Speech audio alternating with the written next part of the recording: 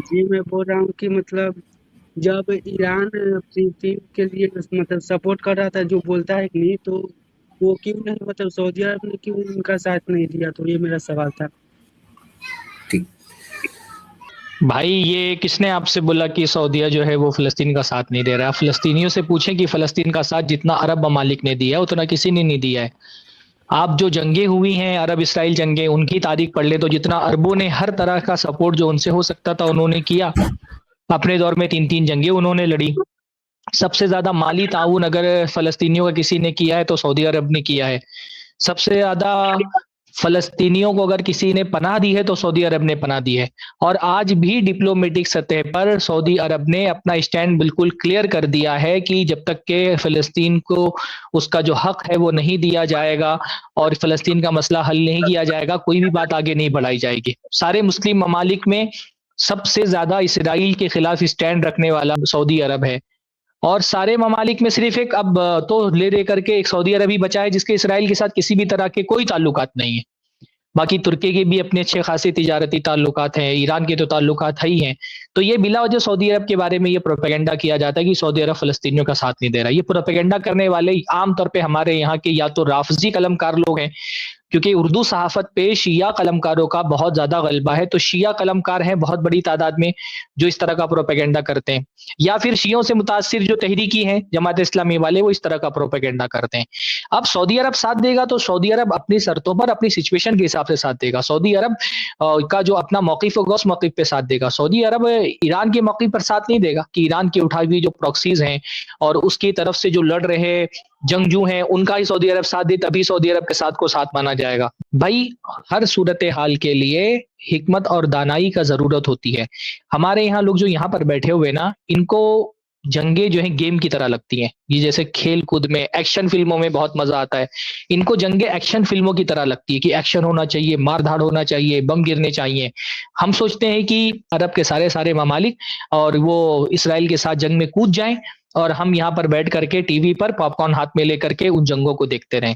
تو بھائی سعودی عرب ایک ملک ہے، اس کی بھی اپنی عوام ہے، اس کو اپنے ملک کی بھی فکر ہے، اپنی عوام کی بھی فکر ہے۔ جس کو یہ لگتا ہے کہ بس سعودی عرب ہتھیار لے اور اسرائیل کے اوپر حملہ کر دے، وہ اصل میں پوری حقیقی صورتحال سے واقف نہیں ہے۔ شریعت میں نا اس لیے بہت بڑا مسئلہ یہ کہ ہمارے یہاں دینی جہاد ایک، اور مسلمانوں کا کسی کافر ملک سے لڑائی کرنا نا جہاد، یہ ایک شرعی مسئلہ ہے۔ اور جیسے ہر چیز کے کچھ شرائط ہوتے ہیں نا، ویسے جہاد کے بھی کچھ شرائط ہیں کہ کون سے مسلم ممالک میں کس سچویشن پہ ان پہ واجب ہوتا ہے کہ وہ کافر ملکوں سے جہاد کریں۔ تو جب آپ اس لیے آپ دیکھتے ہیں نا، ہم کتاب الصلاۃ پہ اتنی بحثیں کرتے ہیں، جیسے صلاۃ کے بہت سارے احکام ہیں ویسے جہاد کے بھی بہت سارے احکام ہیں۔ جیسے صلاۃ کی کچھ شرائط ہے نا کہ ان شرطوں کے ساتھ نماز پڑھیں گے تب نماز ہوگی اور ان شرطوں کے بعد نماز واجب ہوتی ہے، ایسے ہی جہاد کے کچھ شرائط ہیں۔ اس میں جو جہاد ہوتا ہے دفاع کے لیے، مسلمانوں کے دفاع کے لیے، اس میں ایک شرط یہ ہوتی ہے کہ جب مسلمانوں کے پاس قوت ہوگی، طاقت ہوگی، تب ان کے اوپر جہاد دفاع والا جہاد فرض ہوتا ہے۔ ابھی ان کے پاس اپنے ہتھیاروں کے اعتبار سے اتنی طاقت نہیں ہے کہ وہ اسرائیل کا مقابلہ کر سکے۔ 3 مرتبہ انہوں نے مقابلہ کیا اور اپنے حد تک کہ انہوں نے کوشش کی فلسطین کے مسئلے کو حل کرنے کے۔ اب ان کو یہ بات سمجھ میں آ رہی ہے کہ اس مسئلے کا حل ڈپلومیٹک طریقے سے نکل سکتا ہے، تو سعودی عرب اپنی ڈپلومیسی کے ذریعے سے مسلسل حل نکالنے کی کوشش میں لگا ہوا ہے۔ پر اس کی کوششوں کو سبوتاژ کون کرتا ہے؟ یہ ایران اور اس کی پروکسیز، حماس وغیرہ، جو جا کر کے جب ایسا ہوتا ہے کہ اب حل نکلنے والا ہی ہے وہ حملہ کر دیتے ہیں جا کر کے۔ جو چیز بات چیت سے سعودی عرب مسئلہ حل کرنے کی کوشش کرتا ہے، جب اس طرح کے حملے ہوتے ہیں تو جو ڈپلومیٹک سطح پر حل نکلنے میں آتا ہے وہ سب ختم ہو جاتا ہے، اور معاملات پھر یہ شروع ہو جاتے ہیں کہ ایک دو پھلجڑی چھوڑ دیتے ہیں حماس والے یا اس جو ایران کے پروکسیز ہیں، اور بدلے میں پھر اسرائیل اس کو جواز بنا کر کے پورے کے پورے غزہ کو دیکھیے اس نے تباہ کر دیا۔ 7 اکتوبر کا جو حادثہ ہوا، ہم کو بتایا جا رہا تھا کہ اب تو اسرائیل ختم ہونے والا ہے اور حماس اتنی طاقتور ہو گئی ہے، لیکن کیا ہوا اس کے بدلے میں؟ اچھا خاصا ہنستا کھیلتا شہر اس کو سنسان بنا دیا گیا، اجاڑ دیا گیا، جو ہے نا وہ ہزاروں کی تعداد میں لوگ مارے گئے ہیں۔ تو مسئلہ یہ ہے کہ فلسطین کا مسئلہ سعودی عرب حل کرے گا، اس وقت حل کرے گا جب اس طرح کی رکاوٹیں نہ ہونا، جب سعودی عرب نے یہ سوچا ہوا ہے کہ ڈپلومیسی کی سطح پر اس مسئلے کو حل کیا جائے۔ لیکن جب اس طرح کی کوششیں ہوتی ہیں تو پھر کیا ہوتا ہے، وہ جو بات چیت سے مسئلہ کا حل نکلنے کی کوشش ہو رہی ہوتی ہے وہ پوری خراب ہو کر کے رہ جاتی ہے۔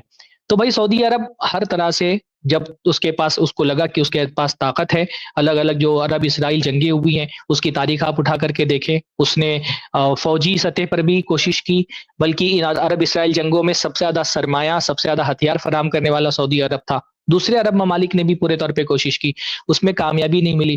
ڈپلومیٹک سطح پہ مسلسل بات چیت ہوتی رہتی ہے، لیکن مسئلہ یہی ہے کہ ایران اپنی پراکسیز کو بھیج کر کے ان چیزوں کو سبوتاژ کرتا ہے، اس کو خراب کرتا ہے. سعودی عرب میں جو ایک مسئلے کا حل نکالنے کے لیے کوشش ہو رہی ہے.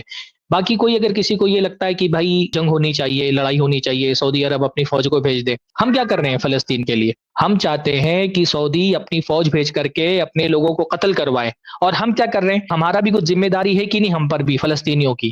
بھائی ہم کچھ نہیں کر سکتے ہیں، اٹھ کر کے دعا تو کر سکتے ہیں، فجر کی نماز میں قنوت نازلہ تو پڑھ سکتے ہیں. ہم اپنی نیند نہیں قربان کر سکتے فلسطینی بھائیوں کے لیے کہ فجر میں اٹھ کر کے اللہ تعالیٰ سے دعائیں کرے قنوت نازلہ میں، اور ہم چاہتے ہیں کہ سعودی عرب اپنے فوجوں کو قربان کر دے فلسطین کے لیے.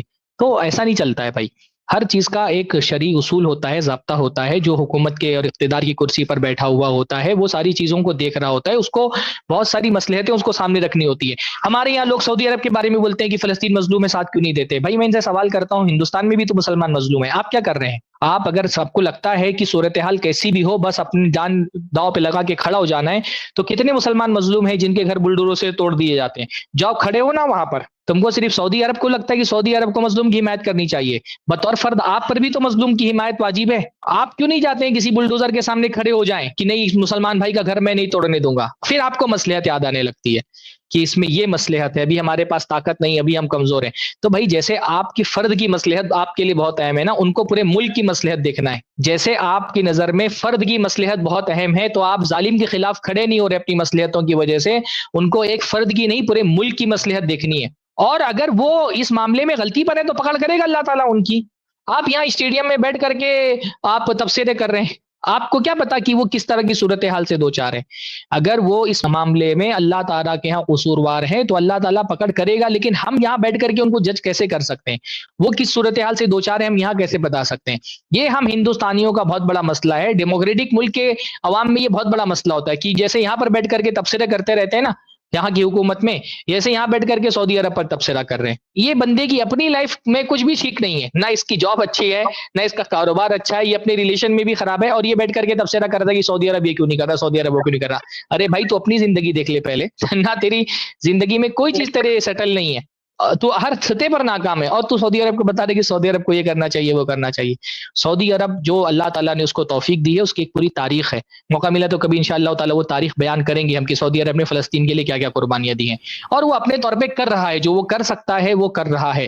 لیکن مسئلہ یہی ہے کہ جب ایک بات طے ہو جاتی ہے کہ بات چیت سے مسئلے کا حل نکلنا چاہیے، تب جب دوسرے لوگ اس بات چیت پر تیار نہیں ہوتے اور وہ شر اور فساد کے ذریعے سے، تباہی کے ذریعے سے، جنگوں کے ذریعے سے حل نکالنے کی کوشش کرتے ہیں نا، تو پھر بھائی جب ایک طرف کمزور ہو اور ایک طرف طاقتور ہو تو طاقت سے مسئلہ حل نہیں ہوتا ہے، بات چیت سے ہی مسئلے کو حل کیا جا سکتا ہے. سعودی عرب کی اس معاملے میں یہی موقف ہے. باقی رہا آپ شرعی اعتبار سے دیکھیں، خود اللہ کے رسول صلی اللہ علیہ وسلم کی سیرت کو دیکھیں، کیا ایسا نہیں تھا کہ اللہ کے نبی صلی اللہ علیہ وسلم کے زمانے میں بہت بڑی تعداد میں مسلمان الگ الگ علاقوں میں مظلوم تھے جن کو ہجرت سے روک دیا گیا تھا؟ خود آپ دیکھیں کہ مکہ کے اندر کتنے سارے مظلومین تھے جبکہ مدینہ کی ریاست قائم ہو چکی تھی، لیکن کہ اللہ کے رسول نے ریاست قائم ہوتے ہی مکہ پہ حملہ کر دیا کہ تم مسلمانوں پہ ظلم کر رہے ہو؟ نہیں، بلکہ صلح حدیبیہ کے موقع پہ تو دیکھیے، مجھے نام نہیں یاد آ رہا ہے، ابو جندل تھے، کون تھے صحابی؟ وہ سہیل بن عمرو کے بیٹے تھے، عمرو بن سہیل غالباً ان کا نام تھا. ہتھ کڑیوں میں جکڑے ہوئے ہیں اللہ کے رسول کے پاس صلح حدیبیہ کے موقع پہ کہ اللہ کے رسول مجھے لے چلیں، یہ لوگ میرے ایمان کے لیے فتنہ بنے ہوئے ہیں.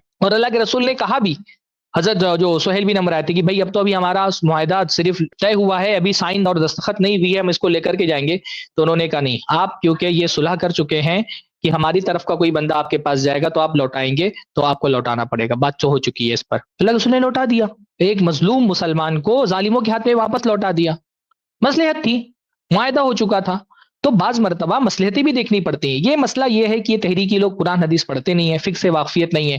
ان کو لگتا ہے کہ جیسے دین کے معاملے میں جذبات ہے ویسے سیاست کے معاملے میں بھی جذبات سے کام لینا ہے. بھائی دین کی متعین ہدایات ہیں، ہر مسئلے میں شریعت نے ہم کو رہنمائی کی ہے الحمدللہ. ہم سعودی عرب کا ایسا کوئی ناجائز دفاع نہیں کر رہے، ہم تو کہہ رہے ہیں بھائی وہاں کی صورتحال کیا ہے اللہ بہتر جانتا ہے. اگر وہ کسی معاملے میں قصوروار ہوئے تو اللہ تعالیٰ کی ان کی پکڑ ہوگی. لیکن مسئلہ ہمیشہ ایک طرفہ بیان کیا جاتا ہے. سعودی عرب حمایت نہیں کر رہا ہے اس وجہ سے سعودی عرب برا ہے، اور ایران جو عراق میں، افغانستان میں لبنان میں، بحرین میں حمایت دور کی بات ہے، وہ تو ظالموں کا ساتھ دیتا رہا ہے.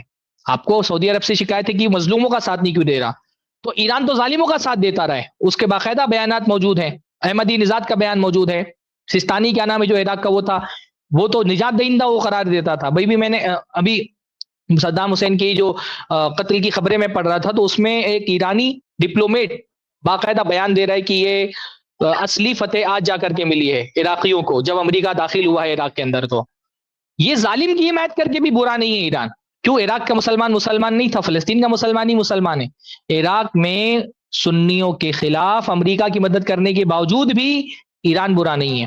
افغانستان میں امریکہ کی مدد کرنے کے باوجود بھی سنیوں کے خلاف ایران برا نہیں ہے. تو بھائی انصاف کی بات کرو تو دونوں طرف سے بات کرو. اگر آپ کہتے ہیں سعودی عرب برا ہے کیونکہ وہ ظالم کا مقابلہ نہیں کر رہا، تو ایران تو ڈبل برا ہے کیونکہ وہ ظالم کی حمایت کرتا رہا ہے مسلمانوں کے خلاف. بہرحال یہ موضوع تو بہت بڑا ہے، آج اس موضوع پر ہماری بات کرنے کی چاہت نہیں تھی کیونکہ کچھ ویڈیوز بہت اہم ہیں جن کا جواب دینا ہے، لیکن آپ نے سوال کیا تو میں نے کچھ باتیں رکھ دی آپ کے سامنے. جزاک اللہ خیر.